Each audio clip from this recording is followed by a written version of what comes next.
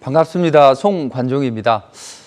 자, 최근 지수가 급반등이 좀 나오고 있는데 일단 지수 관련주들이 많이 움직여요. 근데 개별 종목들이나 어떤 테마들도 이제 앞으로는 잘 움직임이 나올 수 있다는 이야기죠. 자, 간밤에 미국 시장에서 애플이나 이쪽은 실적이 좋아졌는데 아마존은 또 인텔은 그닥 좋지는 않죠. 최근에 FOMC 회의나 아니면 GDP 성장률, 역성장 이런 허들을 두 개를 잘 넘었단 말이에요. PC 개인 소비 지출은 40년 만에 최고치를 기록했지만 또 실적이 생각보다는 좋지 않은 기업들이 있어요. 그렇지만 이걸 시장은 긍정적으로 해석을 한다는 거죠. 그래서 바닥을 치고 돌아서고 있으니까 이제는 좀 자신감을 가져도 될 것 같습니다. 자, 그렇다면 오늘 송견지명에서는 이제 어떤 전략을 드릴까요? 자, 오늘은 미중 관계부터 시작을 해보도록 하죠. 자, 미중 관계에서 설전이 난무합니다.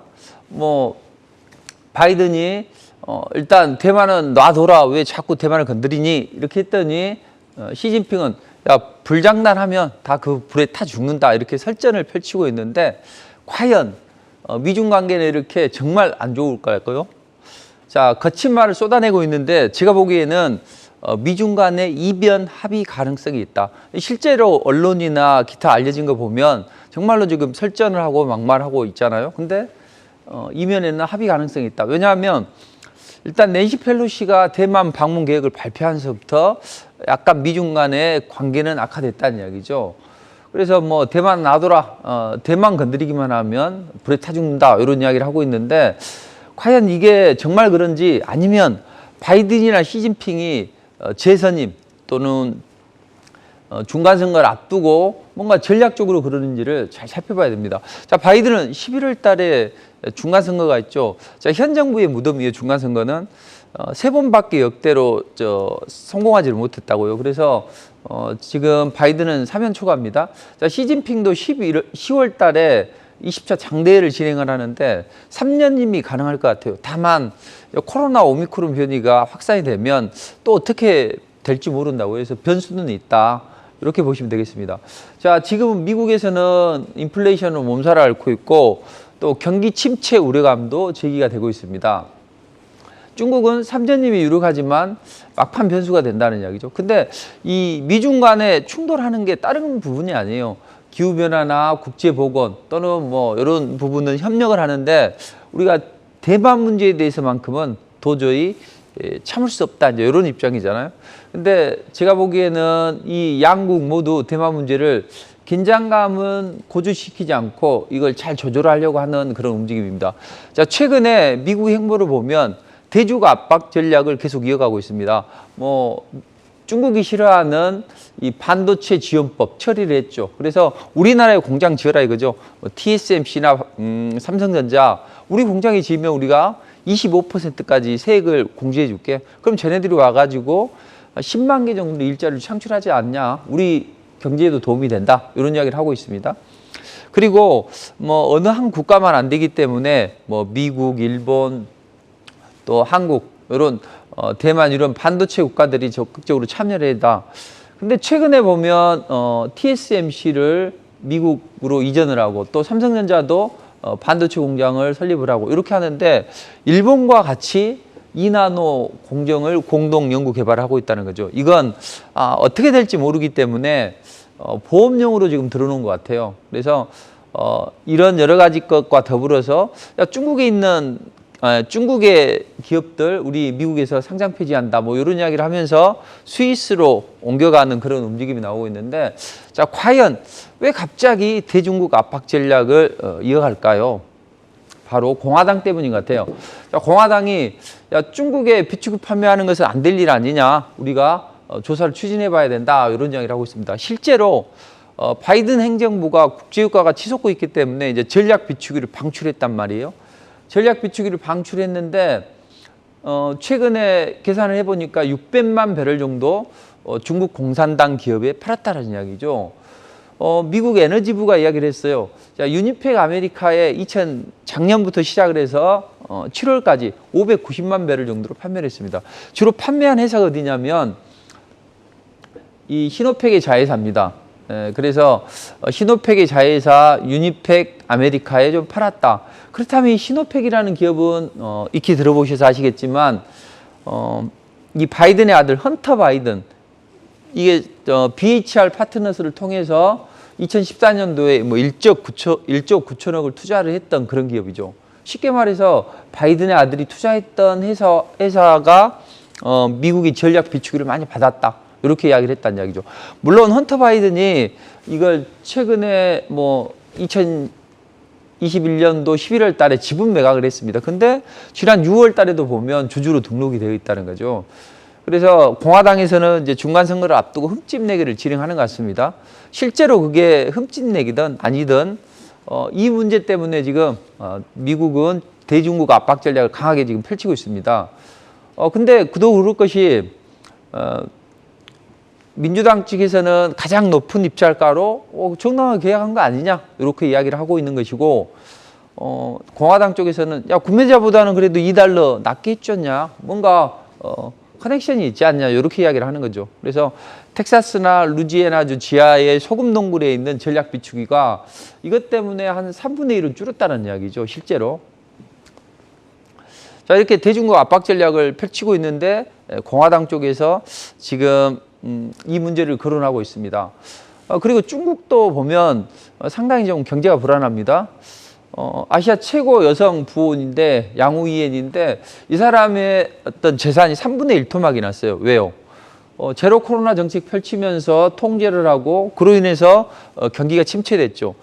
중국의 가장 큰 문제는 부동산 버블입니다. 그래서 중국은 미국이 만약에 이제 중국과 어떤 치킨 게임을 벌일 때 보면 외환 시장이나 또 부동산 시장을 붕괴가 될 수 있어요. 그래서 그 부동산 시장을 미리미리 손보고 있는데 어쨌든 고강도 정책을 펼치다 보니 중국의 부동산 경제도 안 좋아지고 있고 자 이런 식으로 전반적으로 미국과 중국은 이제 당대회나 중간선거를 앞두고 상당히 좀 난처한 상황인데 그래서 적극적으로 이 낸시 펠로시가 8월 달에 갈 때 이걸 기점으로 해서 뭐 대중 압박 전략도 거세지고 또 중국의 반응도 거세진다는 이야기죠. 만약에 펠로시가 대만에 방문하게 되면 비영 금시 구역을 설정한다. 그럼 분명히 미국도 어떤 조치를 할 거라는 이야기죠. 그래서 레이건호가 대만 해협에 출항을 할 것이고 이러다 서로 과격하게 반응을 하다가 서로 충돌이 일어나지 않냐. 이제 시장은 이제 이런 걱정을 하는 거죠. 자, 이런 과격한 반응을 하고 있는데 일단 중국 입장에서도 보면 상당히 호재라고 보시면 돼요. 왜냐하면 자신들의 치적을 선전할 수 있는 호재라는 거죠.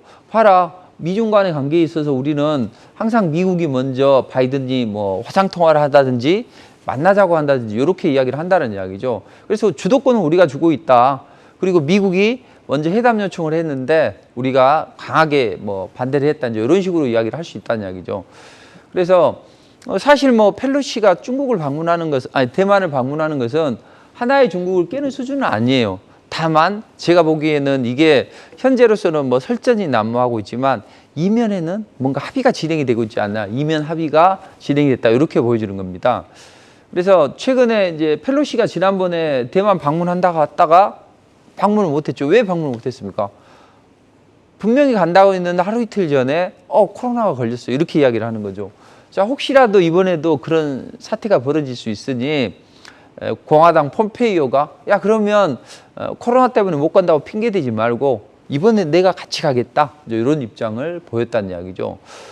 자, 근데 미중 간의 이런 과격한 이제 반응이 이제 이어지고 있는데 중국도 나름대로 계산이 되어야 되는 거예요. 왜냐하면 미중 간의 어떤 이제 관계 악화를 너무 이 중국 대만 관계를 너무 흠집내지 않는 범위 내에서 적정한 긴장감을 가져간다는 것은 지금 이제 마지막 포석 나중에 정말 뭐 당대회나 아니면 이제 중간 선거를 앞두고 한 10월 달이라도 서로 극적으로 회담을 통해서 야 우리가 관세 좀 인하해 줄게. 그리고 너희도 우리한테 뭔가를 좀 다오. 그랬을 때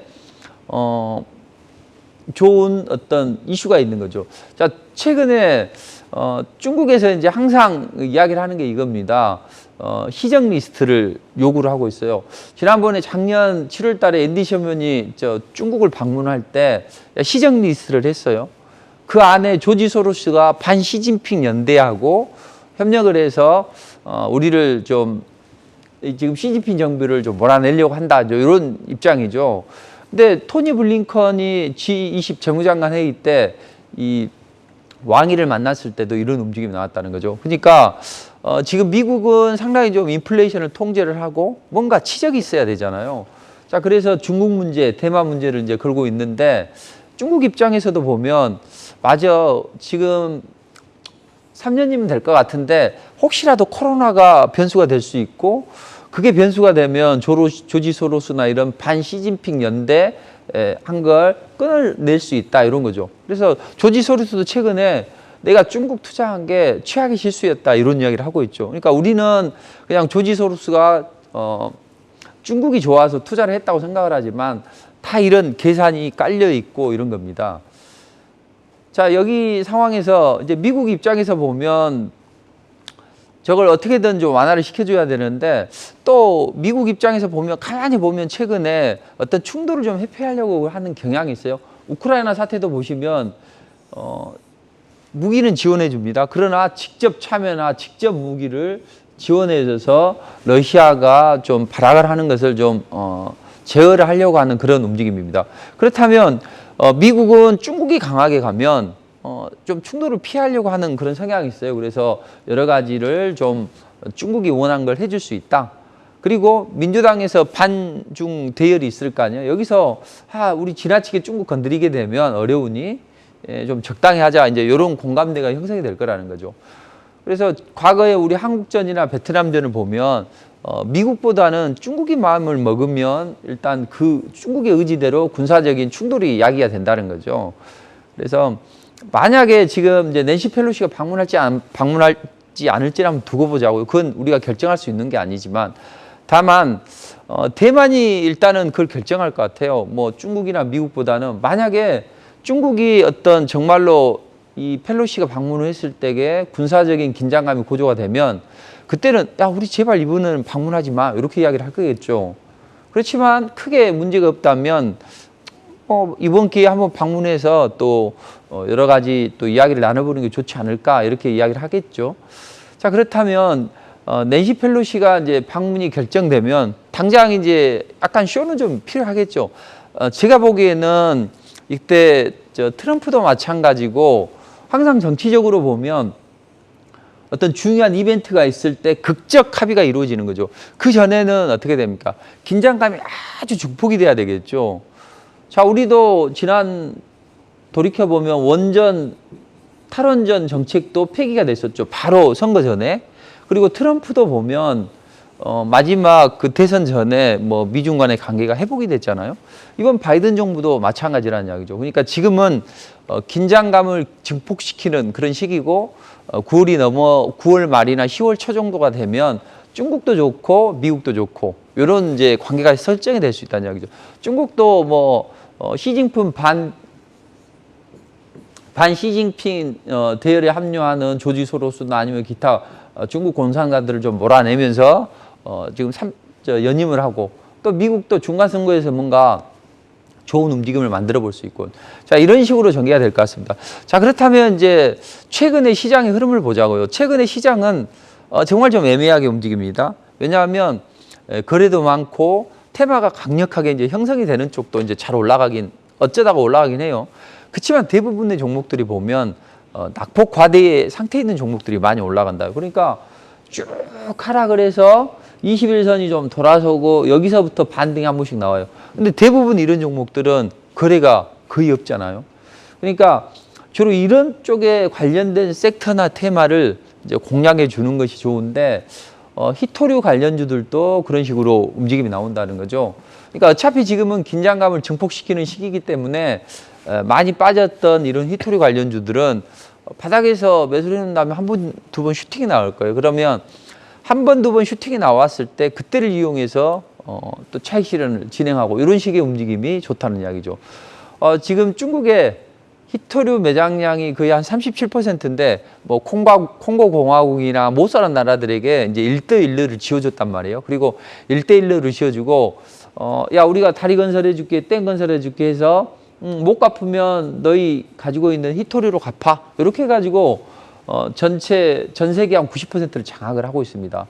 지난번에 그 미국 정부가 네덜란드 정부한테 야 반도체 중국 수출하지 마 이렇게 하면서 또 미중 간의 긴장감이 고조되면서 히토류 관련주들이 움직였다는 이야기죠. 그러니까 앞으로는 그쪽을 잘 살펴보시면 될 것 같습니다. 자, 최근에 그 반도체와 관련돼서 이제 시장이 좀 반도체 관련주들이 반등을 좀 하려고 하는데 이때 이제 흔히 거론이 되는 게 이거죠. 야, 미국 의회에서 중국을 겨냥해서 반도체 지원법을 처리할 것이다. 그리고 이제 치포 동맹을 강화한다. 이제 이런 입장을 보이고 있는데 분명히 그건 맞습니다. 앞으로 이제 반도체 쪽은 투자도 되고 또 반도체 공급망도 강화가 되게 되면 움직임이 좋아지겠죠. 다만 이제 이 반도체 치포 동맹이나 이게 어떤 정치 역학적으로 많이 이용이 된다는 거죠. 그래서 지금 미중 간의 다른 부분은 크게 이견이 없어요. 근데 딱 하나 이견이 있잖아요. 대만 문제. 이것은 다음에 9월 말이나 11월 달이 되면 언제든지 조금씩 양보해서 조율이 가능합니다. 근데 미국의 입장에서는 하나의 중국은 우리가 수용을 하겠다. 그렇지만 대만의 지배권을 지배하는 것은 수용 불가하다. 대만 입장에서는 왜 우리가 하나의 중국으로 대만 지배하는 것은 당연하다 그런데 하나의 중국 이야기가 나올 때 항상 나오는 게 이제 9.2 공식입니다. 92년도 이제 중국하고 대만하고 합의한 그런 공통 인식, 우리는 이제 9.2 컨센서스 또는 9.2 공식이라고 하는데 이제 장제스가 집권을 하고 그 아들이 집권을 하고 그다음에 이제 부통령으로 있던 이 사람이 이제 권력을 승계받아서 리등후인데 이 사람이 승계해서 이제 우리가 방공 대륙 그러니까 대만이 중국 본토를 침공할 수 있다. 예전에는 이런 시기가 있었다고요. 지금은 중국이 뭐 대만을 침공하네 마네 이랬는데 한참 잔잭스 시절에는 이런 거 있었어요. 근데 이걸 폐기하고 양안 간의 교류를 추진한다. 중국과 대만 간의 교류를 추진한다. 이런 식으로 전개돼서 중국과 사이가 가까워졌다고요. 근데 2016년도에 이 차이잉 의원이 집권하면서 중국과 첨예하게 대립을 하고 있다는 이야기죠. 자, 그래서 하나의 중국은 수용 불가능하다. 뭐 수용 가능하지만 대만을 지배권을 갖는 건 불가능하다. 이런 부분이 있는데 이제 이런 상황이 됐긴 했지만 미국은 이렇게 이야기를 하지만 이번에 우크라이나 사태를 보면 절대 침공은 안 된다. 별별 제재를 가하잖아요. 근데 실제로 보면 침공을 하게 되면 미국은 어때요? 상당히 그걸 두려워하죠. 자국 군인들이 싸워서 한 사람이라도 다치게 되면 중간 선거나 아니면 반발이 심하게 되겠죠. 그래서 이런 충돌을 굉장히 싫어한다고요. 자, 이런 상황이니까 중국은 이걸 압니다. 그래서 아킬레스건이 아니까 호시탐탐 노리고 있고 만약에 중국이 이 대만을 침공한다면 이제 어떤 선에서는 진행이 되겠죠. 그렇지만 직접 자기들이 나서기가 좀 어려운 상황이라는 거죠. 지난번에 홍콩도 그랬잖아요. 중국 정치권이 하도 지금 현재 정권에서 탄압을 하니까 샹하이방이 중국으로 숨어들었고 여기서 이제 이 사람들을 범죄인 인도 조약으로 본국으로 송환해야만 그동안 숨어있는 달러가 홍콩에 있는 게 본국으로 송환이 되죠. 자, 이때도 보면 결국 홍콩 문제는 지금 어떻습니까? 이제 완전히 중국 입맛대로 요리가 되죠. 자, 이런 식의 움직임을 감안해 보면 미국은 어떻게든 중국이 침공을 할 것이다. 우리는 대신 지금은 침공을 못하게 적극적으로 제어하는데 만약에 침공을 하게 되면 우리는 어쩔 수 없는 거 아니냐. 그렇다면 TSMC를 우리 쪽에 이전하는데 TSMC는 어떻게든 중국이 자기들 입맛대로 할 수 있기 때문에 그렇다면 대안이 될 수 있는 한국이나 아니면 한국도 사실은 믿을 수가 없는 거죠. 왜냐하면 우리 현 정부에서도 반도체 60%를 중국에다 팔고 있잖아요. 홍콩 포함해서. 근데 만약에 관계가 안 좋아진다면 우리도 좀 수출길이 좀 어렵게 되겠죠. 그래서 한국도 자꾸 이제 양다리를 거치려고 합니다. 현 정부는 크게 양다리를 거치려고 하지는 않는데 우리 뭐 국제 정세상 거칠 수밖에 없는 그런 상황이죠. 자, 이런 식의 전개되고 있고 중국은 어떻게든 세계 인류로 도약을 하려면 이 첨단 산업 부분에서 미국을 따라잡아야 돼요. 그래서 미국 따라잡기 위해서 2025년까지 첨단 산업에서 국산화를 70%까지 우리가 도달해보자. 이게 중국 제조 2025라고요. 이것 때문에 그 트럼프가 빡쳐서 이 미중 무역 전쟁이 촉발이 됐던 거죠. 그러니까 세계 초일리로 거듭나기 위해서 서로 미국과 중국 간에 보이지 않는 암투가 벌어지고 있다. 그렇다면 우리는 아까 이제 미중 관계에 있어서 히토류를 이제 앞으로 당분간은 히토류를 봐야 될 것이고, 지금 반도체 치포댕명이나 아니면 반도체 지원법이 통과가 됐지만 과연 이 반도체 관련주를 매수를 해야 되냐 이거죠.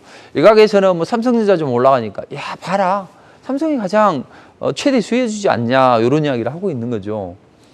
근데 삼성이나 SK하이닉스가 이제 투자를 하게 되면 수혜를 받을 수 있겠죠. 그렇지만 이 법안에 포함되어 있는 가드레일 조항 때문에 실질적으로 수혜는 보기가 어렵다는 거죠. 야, 우리 투자하면 25% 세금 감면을 줄게. 대신 10년 동안 중국 투자하지 마. 이런 입장을 보이고 있다는 거죠. 그래서 수저우나 또 뭐 우시에 이제 투자하고 있는 삼성 또는 SK 이쪽도 다들 보면 이 새로운 어떤 투자나 어떤 업그레이드를 할 수가 없잖아요. 그래서 메모리 공정은 전환이 좀 늦게 되면 어떤 도태될 수가 있습니다. 그런 상황에서 중국도 마찬가지죠. 중국도 반도체를 어떻게든 잡아야 되기 때문에 중국도 이제 항상 대만을 탐내고 있다 이렇게 보시면 되겠어요. 그래서 중국은 지금 뭐 1차, 2차 빅펀드를 개설을 해서 지금 반도체 쪽에 드라이브를 걸고 있긴 한데, 그때마다 뭐 가시웅터우나 1차는 또 딩원우 쪽에서 부패 혐의로 지금 조사를 받고 있죠. 그러니까 천문학적인 자금을 투자했는데 1차 펀드, 2차 펀드 다들 이 관계자들이 부패 혐의로 지금 시달리고 있죠. 자, 그렇다면 우리 정부에서는 과연 위기이자 기회 요소가 될 수가 있잖아요. 그래서 우리 정부는 야, 그럼 치포 동맹 이렇게 좀 이상하지 않냐. 그러니까 좀 열린 느낌으로 명칭을 좀 변경해라. 그리고 우리도 뭐 반도체 쪽은 좀 어렵다 하더라도 다른 쪽에 첨단 소재나 또는 디지털 산업이나 실버 산업 쪽에서 협력을 좀 가해보자. 그래서 이거 삐걱거리긴 하겠지만 좀 이 문제가 연착륙할 수 있게 좀 시도를 하려고 하는 그런 움직임이 나옵니다. 그렇다면 제가 지난주에 반도체 이 법안이 통과가 된다 하더라도 실질적으로 삼성이 수혜 줄 거냐 그런 말씀 드렸죠. 근데 삼성전자는 이틀 반등시키고 횡보 양상이 전개되고 있죠. 근데 반면에 저는 오히려 그 막후에서 이 삼성 바이오로직스를 봐야 된다. 왜냐하면 11월 중간선거를 앞두고 코로나가 창궐 하게 되면 어렵겠죠. 그렇다면 코로나를 잡기 위해서 미국 정부에서 한 10월이나 뭐 이럴 때 만들 수 있는 모더나나 화이자의 어떤 오미크론 변이 그 백신을 이번에 빨리 공급하기로 했잖아요. 자, 거기에서 삼성전자가 오히려 수혜를 받을 수 있다. 작년에도 똑같이 삼성전자가 투자를 했을 때 오히려 이 삼성 바이오로직스는 백신 제조, 위탁 생산 그리고 실적 기대감 때문에 잘 올라갔지 않냐. 자, 이렇게 전개된 거죠. 그래서 지난주에 이런 자리에 있을 때 이제 제가 그런 말씀 드렸는데, 자, 그렇다면 우리가 반도체 관련주를 지금 투자해야 되냐? 분명히 반도체 소부장은 흐름이 좋아질 수 있습니다. 바닥권이잖아요. 빠져봐야 얼마나 빠지겠어요. 그러나 폭발적인 랠리가 나오기는 어렵다는 거죠. 그래서 반도체 대형주는 이런 문제가 해결이 되는 10월 말, 뭐 10월 정도 넘어가고 11월 정도 넘어가야만 투자하기가 좋은 시기가 있다는 거죠. 저들 줄 알죠. 기관 외국인들도 이런 걸 생각을 할 거란 이야기죠. 자, 그런 과정에서 이 반도체 주가는 좀 시차를 좀 두면서 해야 된다. 이렇게 좀 보시면 될 것 같습니다. 자, 그렇다면 미국은 중간선거를 성공적으로 치르기 위해서 대중국 압박 전략을 하고 뭐 부스터샷, 코로나 변이 부스터샷에 대해서 빨리 접촉을 하자. 그리고 사우디 빈살만 왕자 만나고 왔는데 자, 원유 좀 증산을 해 그랬는데 그때 당시에는 이야기를 안 했다는 것도, 이것 또한 나중에 극적 효과를 노리는 그런 포석으로 보여집니다. 왜냐하면 지금 빈살만 왕자가 유럽에 순방을 했잖아요. 항상 유럽의 마크롱이나 뭐 영국은 항상 미국하고 가까웠기 때문에 어떤 미국의 입김이 들어갈 수밖에 없다고요. 근데 이 모든 것들이 다들 지금 시계는 11월 그리고 중국의 10월로 향하고 있다. 그렇다면 우리가 이때 중요한 변곡점에서 말씀드렸고, 이번 주에도 제가 그랬잖아요. 61선 돌파하면 쉬어갈 것이다. 21선만 무너뜨리지 않으면 된다. 올라간다. 그럼 이제 한도 끝도 없이 올라갈까요? 뭐 허들을 넘었잖아요. FOMC라는. 계속 올라가기는 어렵고 당분간은 실적 기대감 때문에 또 연준이 공격적으로 긴축을 하지 않을 것이다. 이 기대감 때문에 이제 제어가 될 거라고요. 이제 올라갈 거라고요. 다만 계속 올라가기보다는 다음 주에 좀 올라가면 또 다시 눌러줄 수 있다는 이야기죠. 근데 다음 주에 발표될 ISM 제조업 지표나 BGF 지표 그닥 좋지는 않겠죠. 그렇지만 또 오펙 회의는 또 긍정적인 부분이 있고 가장 중요한 건 금요일 날 발표되는 고용 보고서라는 거죠. 그러니까 주 초에 올라가면서 또 주 중반에 약간 쉬어가도 돼요. 뭐 저런 지표 때문에. 근데 주 후반에 이제 고용 지표가 나왔을 때 크게 훼손만 되지 않으면 될 것 같습니다. 지금은 뭐 미국 경기가 침체가 돼서 스태그플레이션이 오네 만에 이건 걱정할 단계는 아니라는 거죠.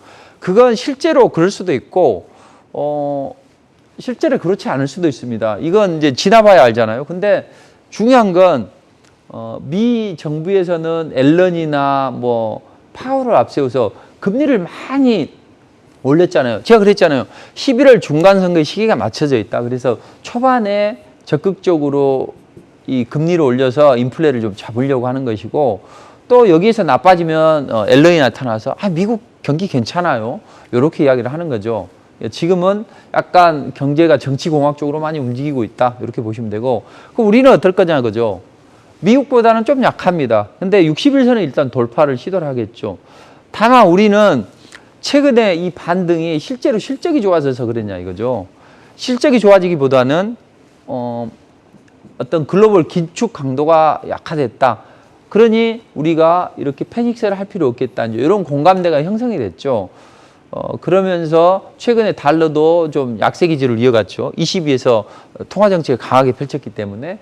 그래서 우리 수급도 나쁘지 않게 흘러가면서 이렇게 올라갔어요. 근데 이 올라가는 폭은 제한된다는 거죠. 그래서 우리는 뭐 PER이 한 코스피 기준으로 보면 한 통상적으로 10배 정도 올라가면 약간 좀 저항을 받는 구간이죠. 그래서 그런 시기가 가까워지고 있다. 그렇다면 우리는 반도체를 투자해야 될까요? 아니면 자동차를 투자해야 될까요?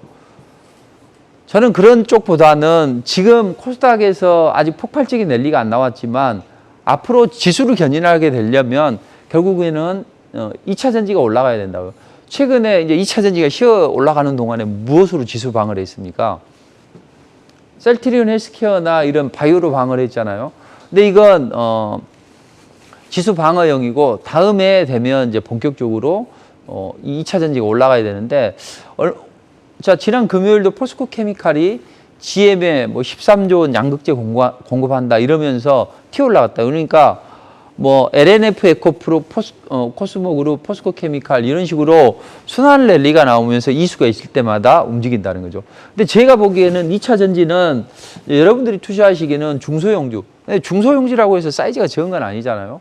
이쪽에서 강한 움직임이 나올 수가 있습니다. 그래서 이 종목들은 제가 이제 그 무료 공개 방송에서 같이 공부를 합니다. 근데 그런 종목들이 아주 강하게 움직이는 경향이 있어요. 그래서 오늘 또 그와 관련된 기업들을 좀 말씀을 드리겠다. 이렇게 보시고 2차 전지와 더불어서 이제 게임주들도 좀 봐야 됩니다.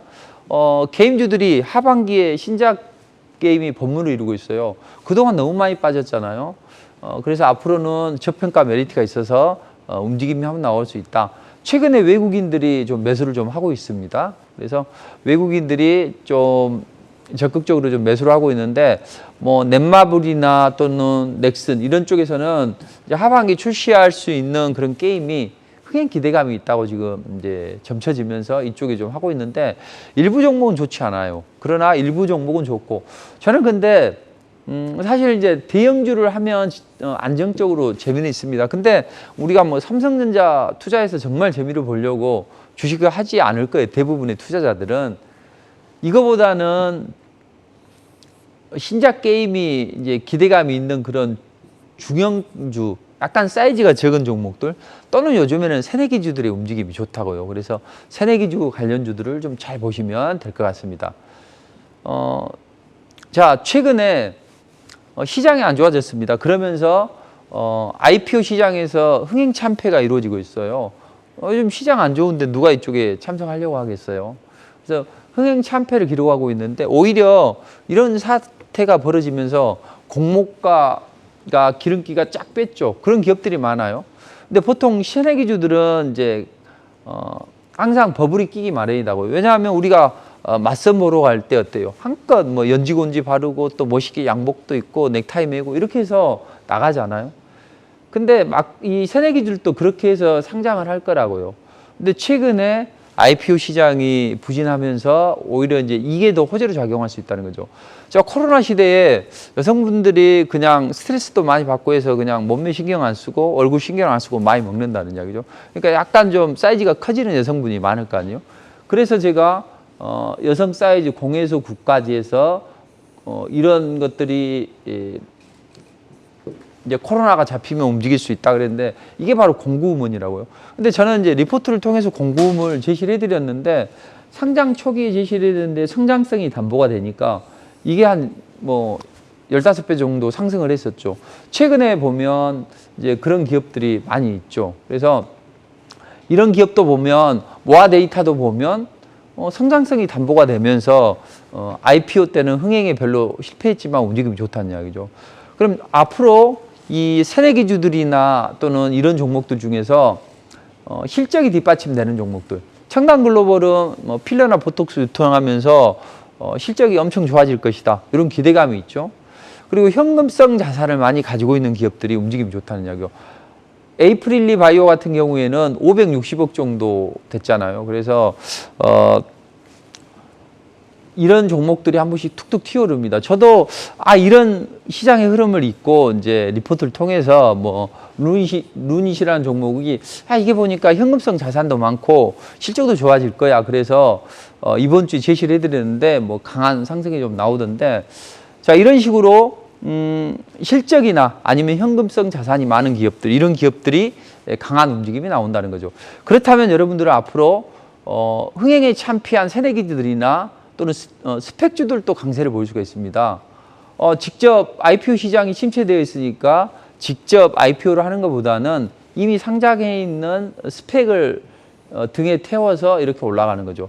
그러니까 새내기주 중에서 스펙이나 아니면 스펙 그리고 새내기주들 이런 종목들이 좋은 투자 대안이 될 수 있어요.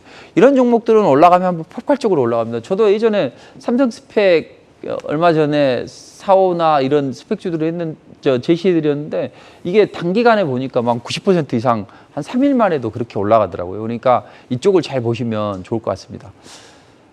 자, 최근에 이제 미국에서 문제가 됐던 게 상원이 기후대응법 합의를 다음 주에 할 것 같아요. 그렇다면 우리가 바이든이 코로나 치료하고 제일 먼저 할 게 뭐냐? 국가 비상상태 선포를 할 수 있다.